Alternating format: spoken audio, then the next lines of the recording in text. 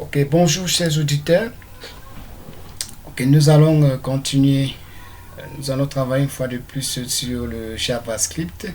Et cette fois-ci, nous allons attaquer une nouvelle rubrique qui sera sur les tableaux. Comme nous avons défini les tableaux en algorithme, un tableau est un objet informatique, n'est-ce pas, capable de renfermer plusieurs valeurs de même type, du moins variables, pas valeur, de même type. Alors, nous allons d'abord commencer par ouvrir notre éditeur de texte et puis sauvegarder le fichier sous le nom de fichier, je pense c'est 8, n'est-ce pas, dans notre travail. Le dossier de destination mes tutos, programmation. Alors, je pense c'est fichier. Voilà. Donc, fichier 8. Voilà. .html. Ok. Donc, nous commençons par ouvrir le script. C'est-à-dire, commander déjà le navigateur que ce qui arrive est du JavaScript, comme nous l'avons dit. Alors, il existe trois façons de déclarer les fonctions dans JavaScript. La première méthode est d'utiliser new array, c'est-à-dire vous définissez la variable, on va commencer par là, var, par exemple, tab égale new array. Il faut faire attention à la syntaxe prédéfinie au syntaxe prédéfini par JavaScript. On vous a dit c'est un langage de programmation très sensible à la casse. Donc, c'est un N minuscule et un A majuscule. Et ici, on fait la liste du contenu de notre tableau. On peut mettre param 1, virgule, param 2, virgule, etc. etc. quoi. Vous listez tout ce que vous voulez afficher là, vous les listez. Ça, c'est la première manière. La deuxième méthode, on peut aussi utiliser var tab égale new array. Et là, on définit la longueur. Ici, on donne la longueur, c'est un nombre. Longueur, vous définissez la longueur. Ça peut être 3, ça peut être 4, ça peut être 5, ça peut être 6, c'est votre problème. Ça dépend de... ce qu'on définit ici, c'est ce qu'on on appelle les colonnes, n'est-ce pas? Alors, nous continuons avec la troisième méthode, var tab égale, on met ceci maintenant entre les accolades, entre les crochets, tant pour moi, et là on définit nos param. Param 1, virgule, param 2, virgule, etc., etc., etc.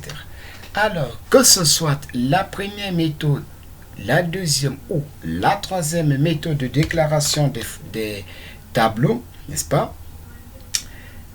La numérotation de ces tableaux commence par l'index 0.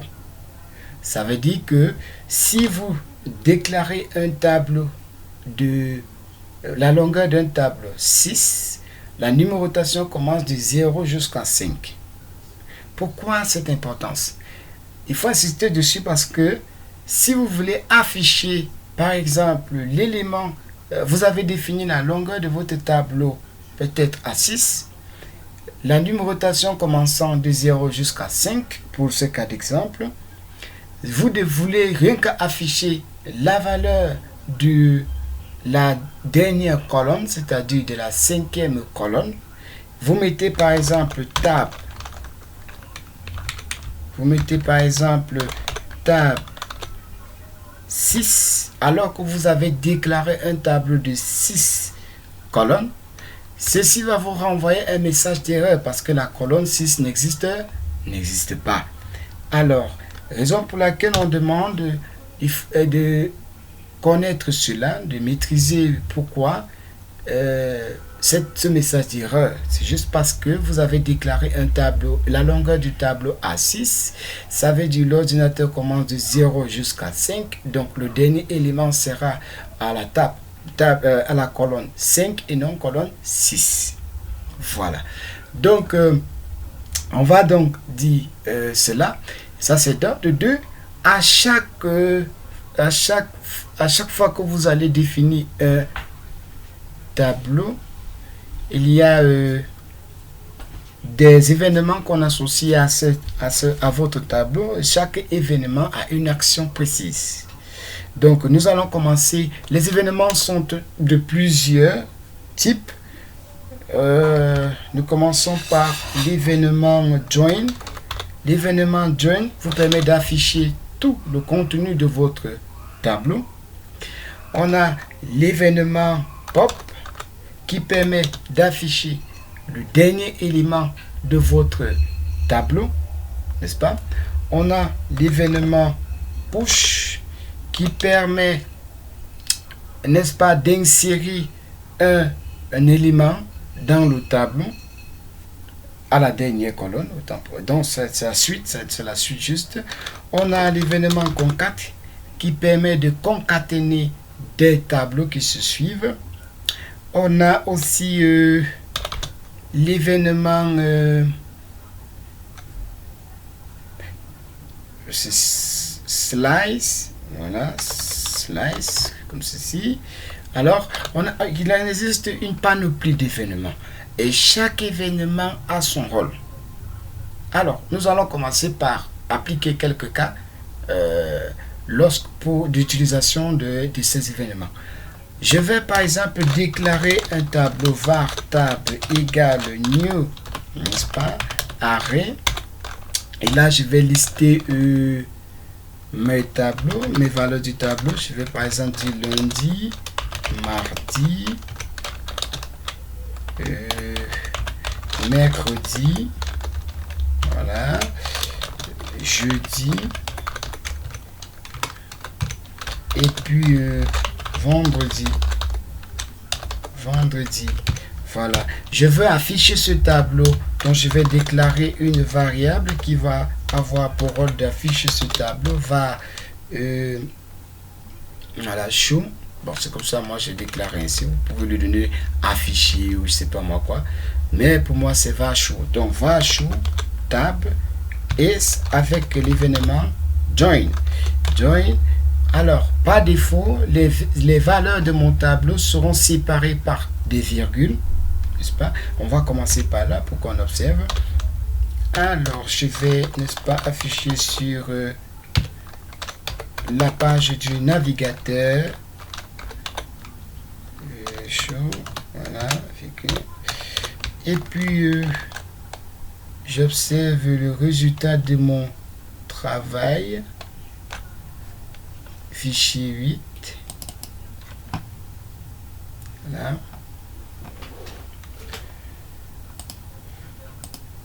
Alors, on disait par défaut, les valeurs du tableau seront séparées par des virgules. Mais si vous voulez séparer par des tirets, par exemple, un trait d'union, vous partez dans le contenu de join et vous mettez entre les côtes le trait de 6.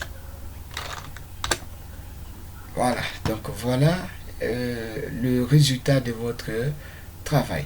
Si je veux seulement afficher le dernier élément de mon tableau, c'est-à-dire le vendredi, alors j'enlève ceci et puis je vais mettre pop, n'est-ce pas?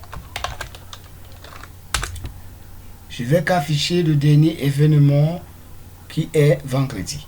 Alors maintenant, je vais utiliser l'événement concat, n'est-ce pas? Je vais utiliser l'événement concat qui aura pour rôle maintenant d'afficher une liste de tableaux qui se suit. Donc, pour ce faire, je commence par éliminer d'abord celui-ci, puisque alors ceci, voilà. Et il aura pour dernière fonction. Quand je veux le définir après, je viens d'abord ici au niveau de là, je fais tab 1. Lui, il aura 2 jours.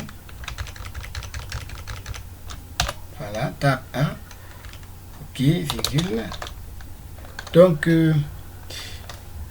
j'ai défini le premier tableau table 1 avec pour valeur lundi et mardi. Je vais définir le deuxième tableau, table 2, new array, qui aura pour valeur, je vais dire mercredi, jeudi, vendredi, on s'en fout. Alors, et puis je vais encore définir un troisième tableau, table 3. Alors, je définis ça d'une autre manière, c'est pas table 3, je vais définir, c'est arrêté à vendredi, donc je vais mettre samedi,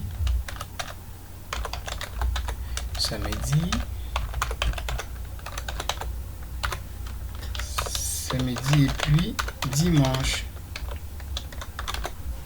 dimanche. Voilà. Alors, ceci étant, je pense qu'il y a un petit souci sur les caractères là. Je pense qu'il doit y avoir des codes. Alors, ceci étant fait, je vais donc lister ces tableaux dans le sens lundi, mardi, mercredi, jeudi, vendredi, samedi et puis dimanche. Donc, à ce niveau, je vais déclarer ma fonction, voilà, qu'on avait déjà défini, show. Alors, ça prend table 1. Ça va prendre table 1 et puis ça additionne le reste des tableaux, c'est-à-dire table 2 et puis table 3. Donc maintenant je fais excusez-moi, je fais une fonction qui me permettra d'afficher cela. Alors, c'est qui? C'est concat, comme on a dit, concat. Voilà. Et je pense que ça va afficher show. OK. Donc, on peut maintenant aller observer le résultat. Voilà, vous voyez le résultat. Lundi, mardi, mercredi, jeudi, vendredi, samedi et puis dimanche. Donc, ça prend le premier tableau qui est lundi, mardi. La suite, c'est mercredi, jeudi, vendredi. Et le dernier, c'est samedi et dimanche. Ça, c'est, n'est-ce pas, l'événement concat qui me permet d'avoir ce résultat que voici. Alors, vous voyez donc ce que l'on disait au départ. Donc, c'est un peu ce que nous allons voir pour ce premier tutoriel sur les tableaux. Et nous vous remercions infiniment. À la prochaine.